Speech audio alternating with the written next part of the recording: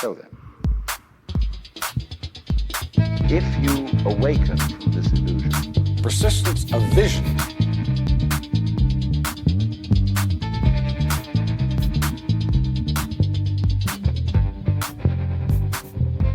Hello, folks, and welcome to the Persistence of Vision podcast. We are here today again to talk about books, to talk about all kinds of stuff. I'm Lance Fever Myers.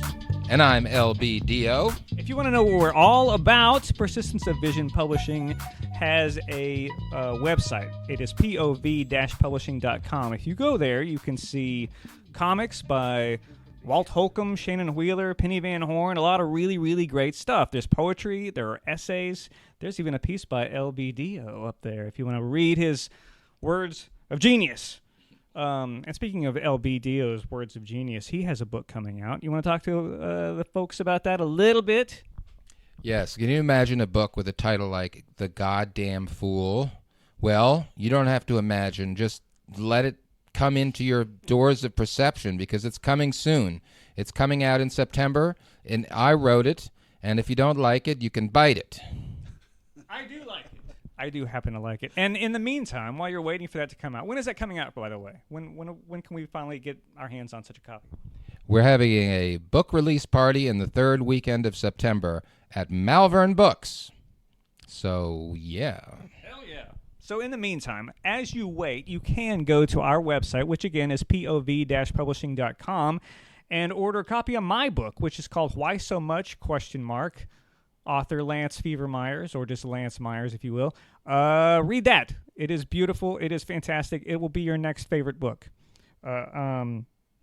Maybe your second favorite book next to the Illuminatus Trilogy, which is what we're going to discuss today. So who do we have with us here today?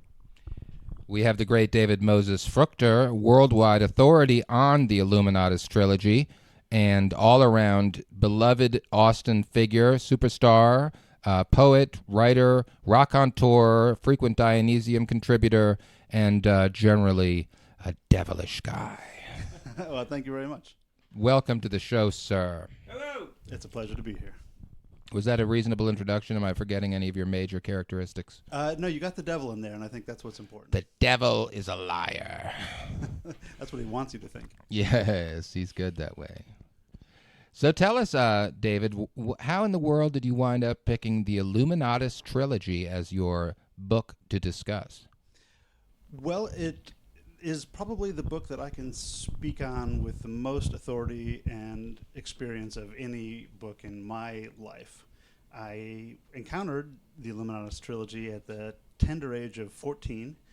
My mom had a friend who was a late-night DJ, and for my 14th birthday, he gave me two books, one of which was the poetry collection by Charles Bukowski entitled Playing the Piano Drunk Like a Percussion Instrument Until the Fingers Begin to Bleed a Bit. And the other one was the Illuminatus Trilogy, and if listeners don't know, it's a long, sprawling book, and to ensure that it captured the attention of a 14-year-old boy, he had dog-eared all the pages, which are a good number of pages that had really spicy sex scenes in them. There are a lot of those, aren't there? And so I was hooked, and it's been a formative volume for me, I think, from that point on throughout the rest of my life. So you brought us a dirty book. Yeah, it's my pleasure to do so. Excellent. Now, the Illuminatus Trilogy is obviously there's a familiar word in there. Trilogy. No, not trilogy. The Illuminatus, which sounds like it should be the singular for Illuminati. Is that correct? I think so. Yeah, I think there are a number of characters in the book who are Illuminati, and I suppose each one would be an Illuminatus. Yes, and the cover of the book, if I remember correctly, has the classic U.S. seal pyramid with the eye on it. Now, I think everyone who's ever held a dollar bill and accidentally looked at the back has noticed that there's a very arcane symbol on the back of that dollar bill that does show a pyramid with an eye floating above it. Yeah, that's right. That's right. And it's far from the only arcane thing about the design of the $1 bill. For example, another one, which is referenced in this book, is that the portrait of George Washington on the front of the $1 bill is thought by many to not be George Washington himself, but rather to be a defrocked Bavarian priest by the name of Adam Weishaupt, who was the founder of at least one particular branch of the Illuminati called the Ancient Illuminated Seers of Bavaria. The idea being that at some point he emigrated. He was contemporary with Washington, and the idea being that at some point he emigrated to the North American continent and, in fact, took Washington's place. Now, when you say it is believed by many, you're actually referring to an incredibly small number of disturbed people who have no idea what they're talking about, are you not? Well, it's difficult to say. I don't think there's anybody who really has a good bead on what many people or most people think. So more now than ever. Yeah. Which brings up a good question, which would be, are the Illuminati real? Is any of this real? Is any of this based in fact? Well, I think a lot of it is, but one of the key things about secret societies is that there's no way to know how much is real and how much is fabrication, how much is legendary, how much is deliberate misinformation. Certainly, if there are secret societies which are still somehow in power, it's very much in their interest to create these clouds of confusion, delusion, legendary about the things that they do. And their process of doing so is another large part of the Illuminatus trilogy, is seeing these conspirators in action, deliberately clouding history and who might actually be responsible for what. So the Freemasons would probably approve of this book.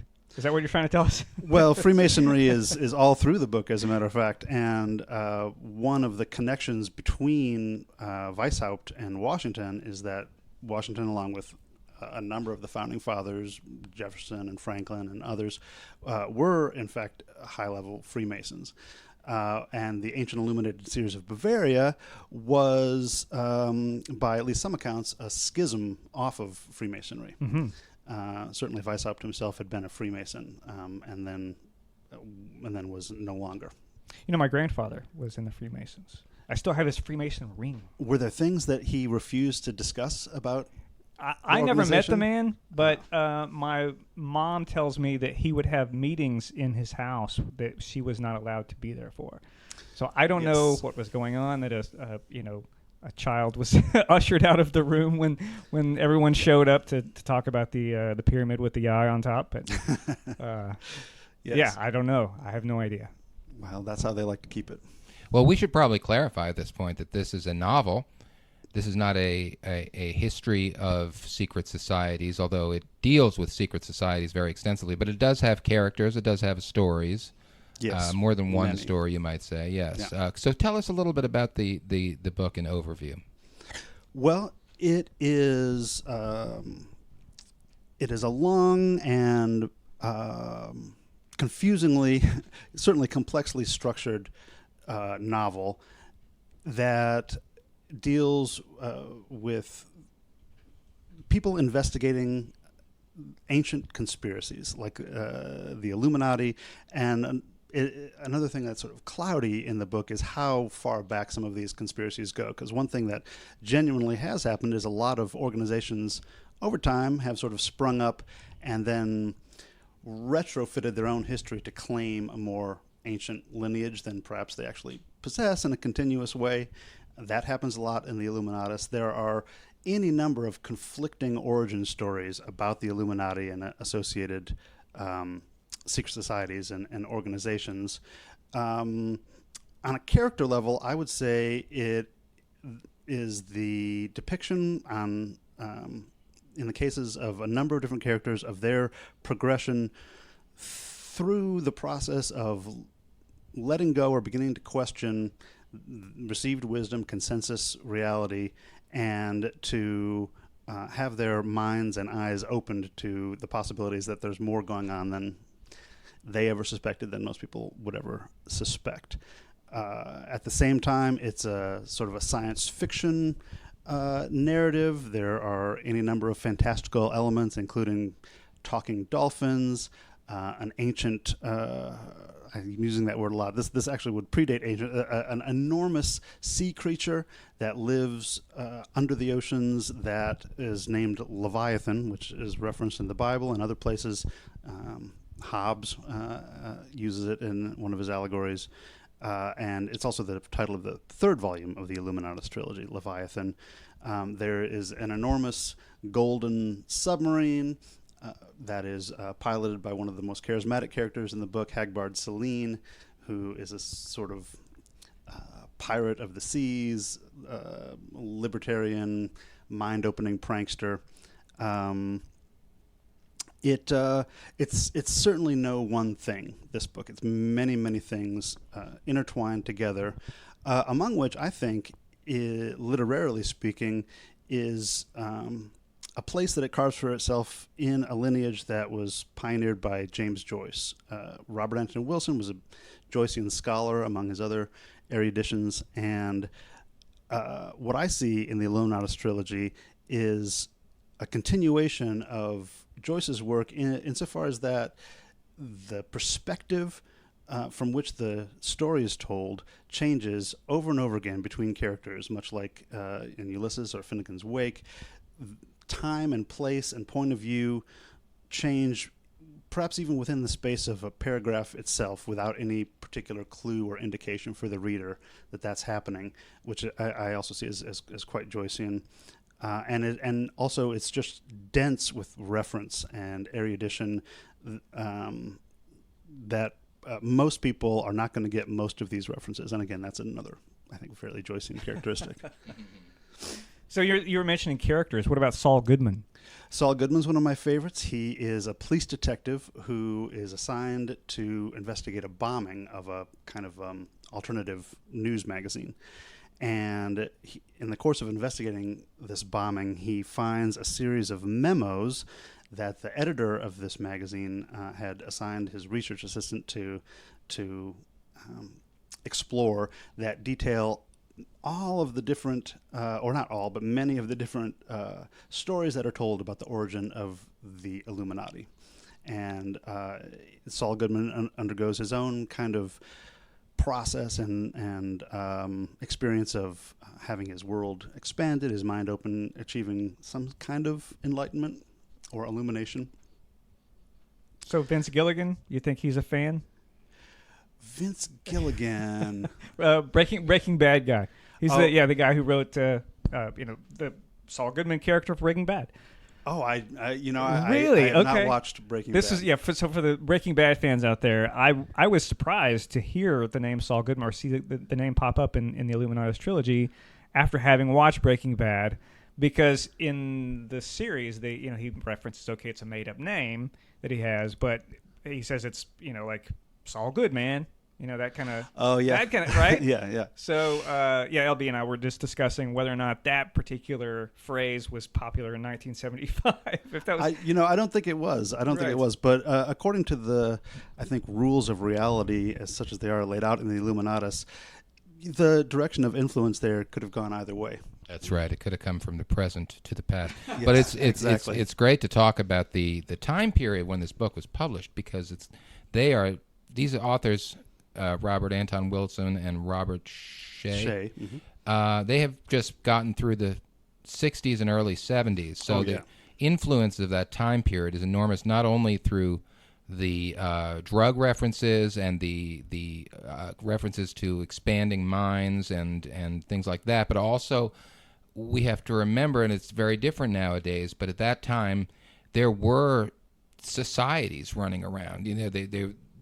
We might call some of them terrorist groups or underground movements, but at the time, there was an alphabet soup of organizations in practice, everything from the Symbionese Liberation Army, which kidnapped Patty Hearst, and no one knows what Symbionese means, and to the Weather Underground, to the Manson family, and a lot of these are referred to directly in the book. Students for a Democratic Society. Students for a Democratic Society. The Yippies, which I think were very influential on Illuminatus in their pranksterish way of sort of aesthetic terrorism. Yes, and so the entire book, though, kind of takes that and then applies turbo to it, because they multiply the number of such societies by a factor of 100 at least. Yeah, I have a little list here of some of the ones that are prominent in the book. There's the Justified Agents of Moo, who many years later became a kind of electronic dance music band.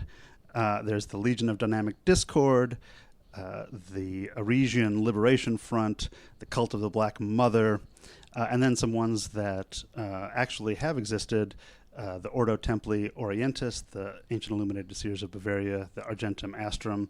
Another historical figure who was very influential on Wilson, I think, and who, although he's not really referenced too much, I think also runs through the Illuminatus trilogy, is Aleister Crowley, who was himself a mystic and a prankster and a secret society kind of person. So all of these appear as playing cards in the game Illuminati. Have you ever played that game? Oh, yeah. Oh, yeah. So I got the game, probably in 8th grade, I think. And we'd have our summer parties and play Illuminati and Car Wars all night long. Steve Jackson games. I remember opening the package and sorting out the cards and finding this one mysterious card that had one word on it. It was Fnord. Oh, yes. And I immediately felt completely discombobulated. I didn't know what was going on. Well, Lance, I have like 5 things. I have like 5 things to respond to in what you just said. One of which is that when I moved here to Austin in 1994, I was delighted to find out that Steve Jackson Games, which was located here in Austin, also at that time was running an internet service provider called Illuminati Online, back in the dear old days of dial-up, and that was my first internet service provider. Here in Austin was IO.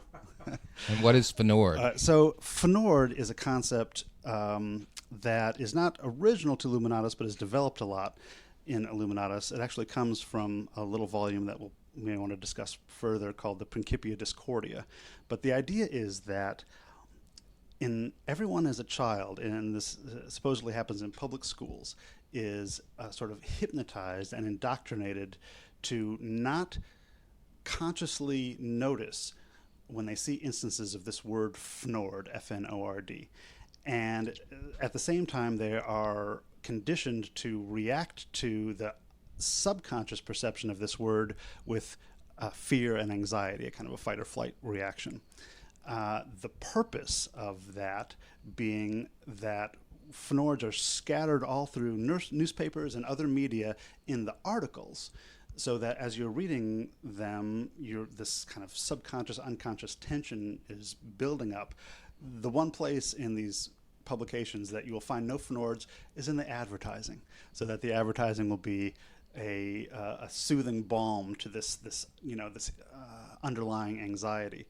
And like so many things in the Illuminatus trilogy, this is a ridiculous and farcical idea that speaks to an underlying truth. I was thinking about this earlier today, how on Facebook, for example, you have posts by people and groups which are just a stream of various things to either be tense about, anxious about, angry about, or to envy, in the case of people who are sort of curating the best parts of their lives to present on Facebook. So you have all of that, which is is very neurosis producing.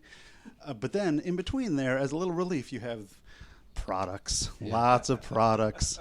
So it's a very Fnordian system. It is true that the ads tend to, with some exceptions, be more relaxing than a lot of the other content. Right, and it's certainly no accident. And so the idea in the Illuminatus trilogy is that once you have achieved a certain phase of enlightenment, or you've had your mind open, then you begin to see the Fnords. And one of the most prevalent, if I'm remembering correctly, motifs in the book comes from a book we discussed, or a legend that we discussed in our very first episode of the Iliad, where we talk about the origin story of the Trojan War, where the goddess Eris basically starts all the trouble by throwing her golden apple into a banquet that is being held in honor of Thetis and her husband, who are going to give birth to Achilles. But the purpose of her golden apple is to create discord among the 3 main goddesses, and that leads to the beauty contest that is judged by Paris, which leads to Helen being awarded to Paris and stolen away from Menelaus, and Yes. the rest is a very bloody history. Right. That golden apple has written on it the Greek word, and I'm probably mispronouncing this, Kalisti, which means to the prettiest one. Thus, the goddesses squabbling over who's the rightful possessor of that apple. That scene is also presented. That scene of the banquet is presented in the Illuminatus trilogy. In that, though, it's a big sack of Acapulco gold. Marijuana. It's yes. a big and and it sort of turns into a drug-fueled banquet. Yes, and that apple itself is very prominent in the iconography of Illuminatus. There's this symbol called the sacred cow, not cow like the animal, but cow as a single unit of chaos, CHAO. Probably not a real word, but what the sacred cow looks like is the yin and yang symbol, the Tao, but in place of the little dots of the opposite color, which you find in each of the twin paisleys of the Tao, The yin and yang. The yin yang, yes.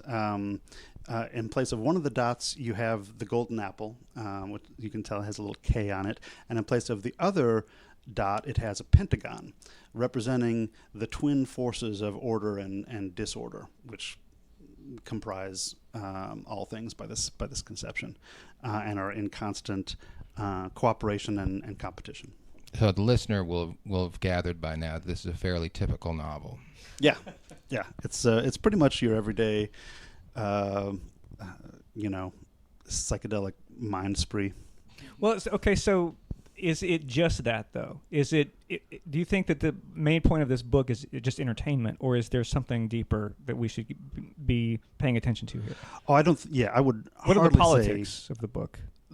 Well, the politics are many and multivariate, like just about everything about the book. I don't think that you could say that it has a main point, except perhaps the main point of think for yourself and don't trust any perceived or received wisdom.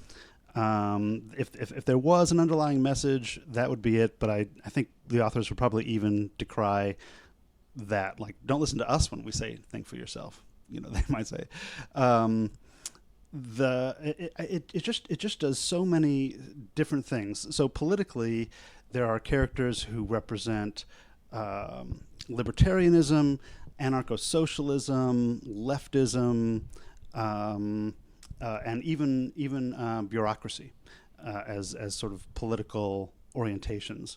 I think I would say, though, libertarianism in this book is it means a different thing now than it meant in the mid 70s. I think the capital L libertarian movement of today falls prey to a lot of things that are pretty harshly critiqued in the Illuminatus trilogy. It's more of a lowercase L libertarianism, and one of those distinctions between the two perhaps might have to do with property. Among the many contradictions that Illuminatus presents is the idea that property. So here's a duality. On one hand, they say that property is theft. On another hand, they say that property is liberty. And that has to do with whether the rights to that property are enforced by a state or embraced by a consensus of free-thinking people. Of course, it doesn't actually contradict. Those two phrases don't actually contradict each other, right? I mean, they seem to, because one makes it sound like property is a good thing and one makes it sound like a bad thing. But the idea that theft is liberty is not actually a contradiction. Well, especially when you have a character who is a pirate. Yes, that's exactly right. I think that many times throughout the book, a seeming contradiction is shown to be a unity. I think that's an ongoing motif. This character, by the way, who is a pirate, Hagbard Celine, began his career as a lawyer defending the property rights of Native Americans. And he presents this idea to one of the chiefs of the tribes he's representing, this idea that property is theft. And the response from the Native American guy is, well, if the government takes our land, then property is theft. But if we get to keep it, property is not theft. Yes.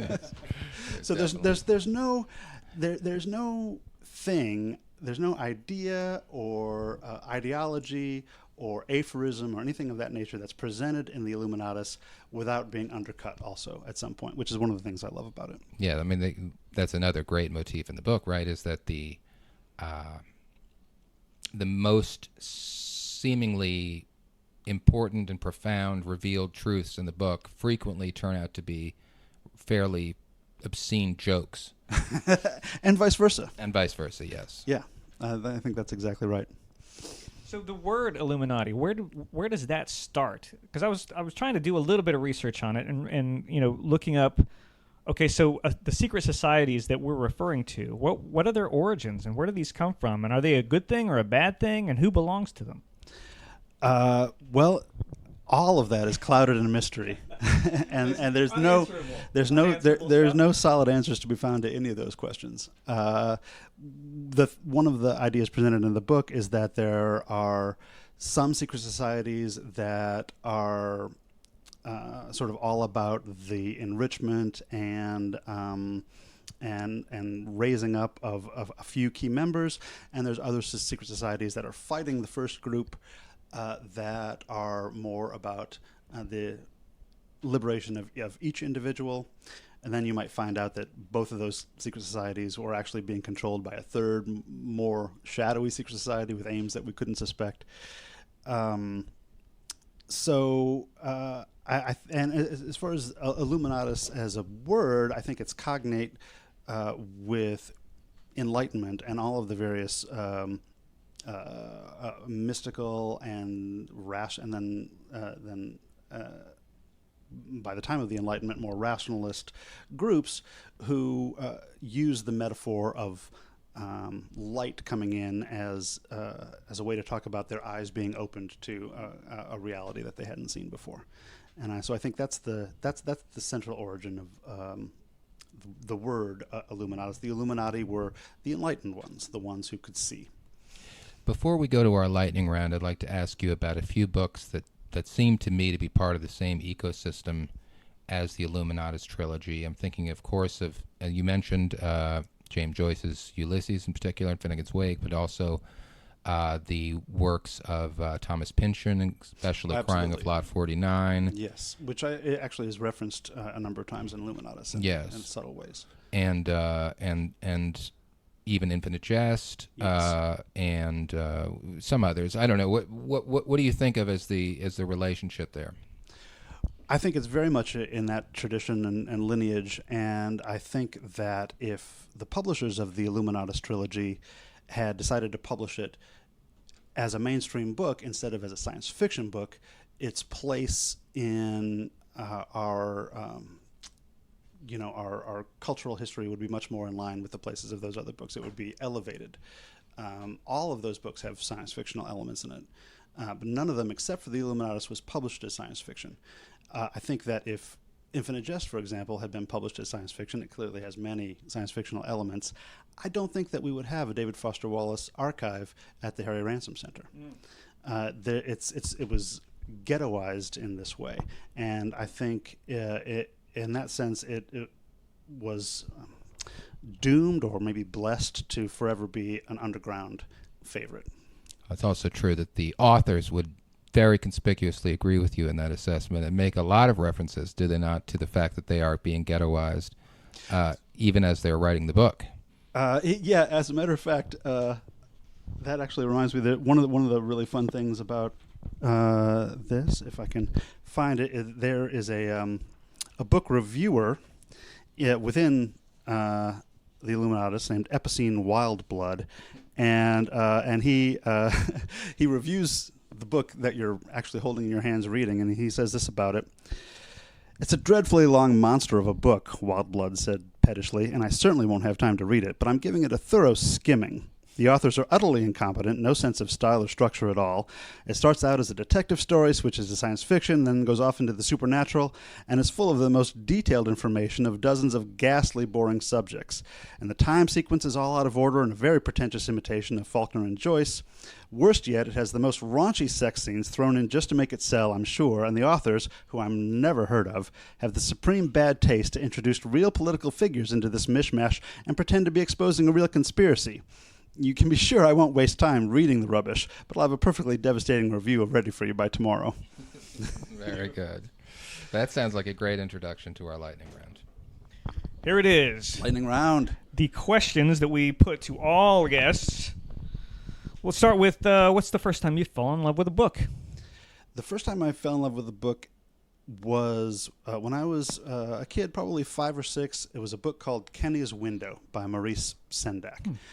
Very different than Sendak's work that he's best known for, like Where the Wild Things Are, In the Night Kitchen, which are these very saturated, colorful picture books for kids. The illustrations in Kenny's Window are spare, and there's a lot of white space on the page. And also, it's much longer. It has like 7 chapters. What happens in the book is that Kenny is having a dream, and in the dream, he's in this garden where half of the time it's day, half of the garden it's day all the time, and half of the garden it's night all the time. So if you want to be awake, you just step over to the day half. If you want to take a nap, you just step over to the night half. He wants to stay there. There's a rooster with 4 feet there who says he can only stay if he answers 7 questions. And then he wakes up and he's distraught because he does not remember the questions. He doesn't know how to get back to the garden. But then under his pillow, he finds a crumpled up piece of paper that has the 7 questions on it. And so then the book goes through and he answers the 7 questions in turn. And much later, I found out that Sendak himself completely reviled that book. It was one of the first ones he published. He felt like it went on way too long. He didn't care for his illustrations in that one. But for me, I love that book so much. And to this day, it's one of my favorite books, Kenny's Window. I find it's often the case that artists cannot be trusted to evaluate their own work at all. That's absolutely true. Yeah. Okay, second question. Has a book ever changed your mind about anything? Well, there was a book that changed.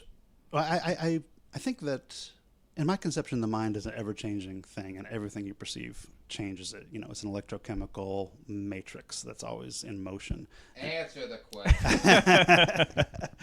So, but when I was listening to the other episodes of the podcast and I heard that question, I thought of a book that changed how my mind thought about minds, which is a book called Consciousness Explained by Daniel Dennett.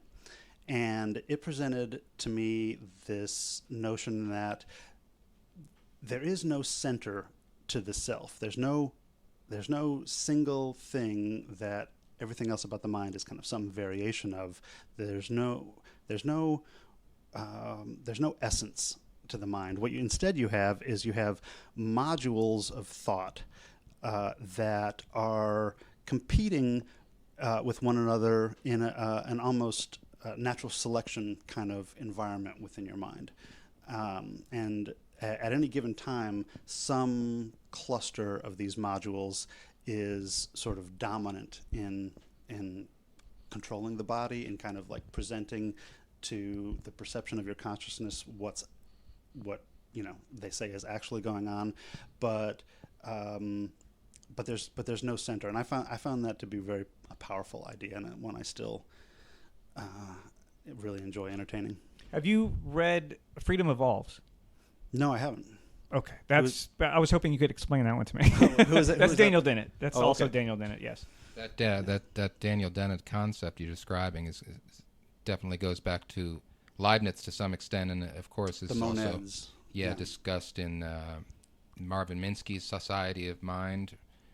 Very comparable idea. Yeah, and I think also in the original notion of memetics, before it became just pictures with words, that Dawkins presented in The Selfish Gene. Fantastic. Has a book ever changed your life? Well, the Illuminatus, I think.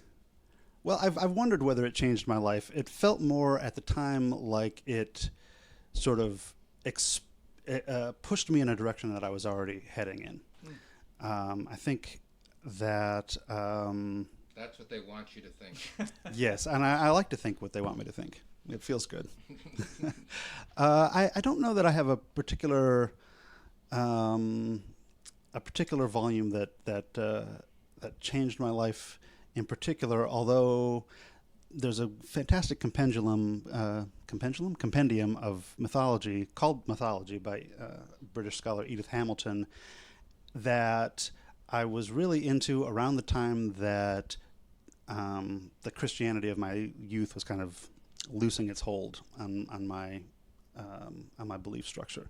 Just the idea that, in fact, people all over the world had their own system of gods, and the God that you happen to believe in has more to do with where you were born than anything else, really pushed me to think that there's just no way then that any single one could be the one or the truth. Fantastic. Has a book ever made you cry? Oh, so many times. I love it so much when that happens. I feel every time that a story or a song, any kind of artistic creation moves me to tears, it feels like such a gift to me. One that I'm thinking of right now is kind of a funny example. I've just recently finished reading a long, sprawling science fiction series called the Vorkosigan Saga by Lois McMaster-Bujold, which is it's a lot of different things. It's space opera, it's military science fiction, it's kind of soap opera-ish, but her drawing of the characters is so well-rounded and complicated, and the things that happen to them emotionally have such truth that I've found myself tearing up any number of times through it, which is not what you tend to think of when it comes to space opera, but it did it for me. Fantastic. Name a book that you have read more than once. When I was a kid, I used to reread almost every book that I read. I read multiple times, partially because it lived in small towns with small libraries. These days, I find that I don't reread books very often. One author that I do go back to the well on, though, frequently is my favorite author, Samuel Delany. He's a science fiction writer, first came to prominence in the late 60s, early 70s. He's a black, gay, urban writer of science fiction, but also on a literary level, so complex and so many interesting ideas presented at such a rapid pace that every time I go back to his work, I see new things. One I've probably gone back to the most is called Stars in My Pocket Like Grains of Sand. Fantastic. Okay, here comes the $1 million question. Do you have any poetry committed to memory? I do, in fact. Fantastic. I love that answer. A number of poems committed to memory. I was thinking when I was listening to Joe Hoppy's Iliad episode of POV here that, epic poetry was in the form that it was because poetry was easier to remember than a lot of other things, and pre the advent of the printing press and so on, it was the way that transgenerational cultural transmission happened. One interesting fact about the Homeric epics is that it's thought that at the time they also had distinct melodies that were associated with them, but the melodies have been lost to time. Right. The words stay on, but it made me think of how one thing they say about Emily Dickinson's poems is that they are suited to particular melodies. One I was thinking of is because I could not stop for death, he kindly stopped for me. The carriage held but just us two and immortality. Immortality. Beautiful. But that's actually not the poem. That's not the poem that I want to. If I can be indulged, Please. Yes. I was recently privileged to hear the great San Antonio poet Naomi Shihab Nye give a talk on W.S. Merwin, who's one of my favorite poets, and it just reminded me of this Merwin poem that I have memorized called "Poem for Dorothy." Dorothy was the name of his first wife, and it's sort of a graveyard love story to my perception. It goes. No shape in darkness single stands, but we, in privacy and night, taking surprise of love for light, merged the dark fortunes of our hands. Patience of fire insists and warms through dust, through dusty bone the breath, the ear and intellect of death, direct of love the heated forms.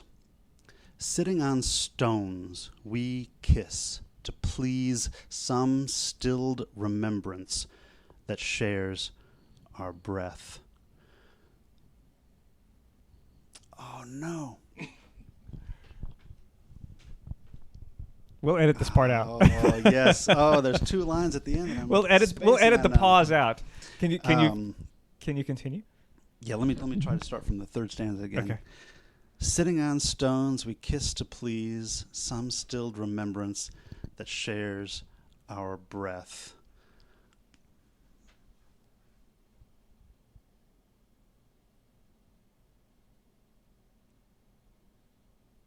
And then there's a line I don't remember, but the final line is, from ruin moving amends our peace, which I just see as kind of like a skeletal hand thrusting up from a grave, confronting these lovers.